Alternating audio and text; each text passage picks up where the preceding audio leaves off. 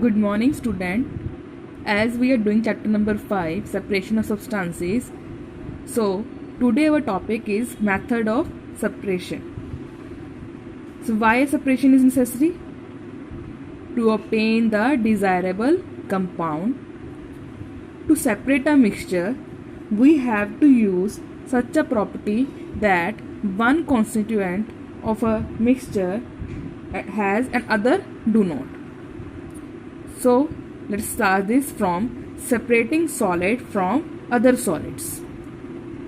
Okay, in this what properties are used? Like color, size, shape and weight.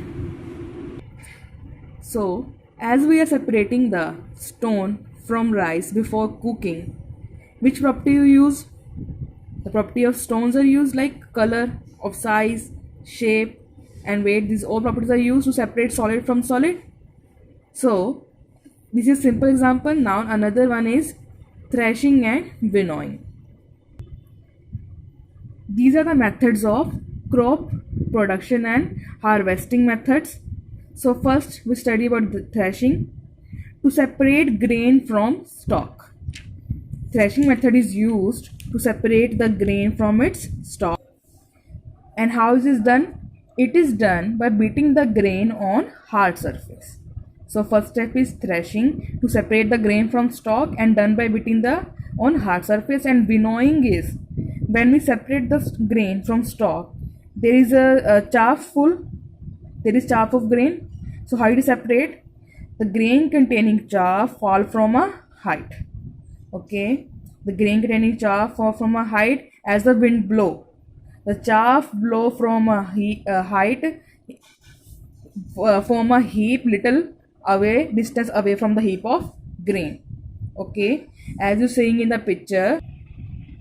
Yes, as you seeing this, in this it is woman separating the chaff from grain. As the wind blow, the chaff blow with the wind and it's separated and form a heap away from the heap of grain. So it is separated, and this step is known as winnowing. Okay, so two steps, threshing and winnowing. It is related with the harvesting of grain. First we do threshing to separate the grain from stalk, and then we do the winnowing by following it from certain height. Next is hand picking. It is a simple method which is done by our hands, and example is separating the stone from rice before cooking. Yes, this method is convenient when components are present in small quantity. When the components are like stones are present in small quantity, then we simply pick by our hand. It is convenient when the present in small quantity. So is clear. Now next is sieving. A sieve with fine pore used to separate undesirable substances. At home we use this sieve by separating the biggest particle from wheat flour, or it is used to separate the tea leaves from the tea after making of tea. So these sieving are in our homes, and in the large amount in factories or in construction there is a large number of if the size of a compound is inconvenient, the size is large, the large size of sieve is used, as the size of pore of sieve is depend on the size of undesirable compound. Okay, if the want to separate the particle from wheat flour, the size of sieve pore is depend on the size of particles or undesirable particles.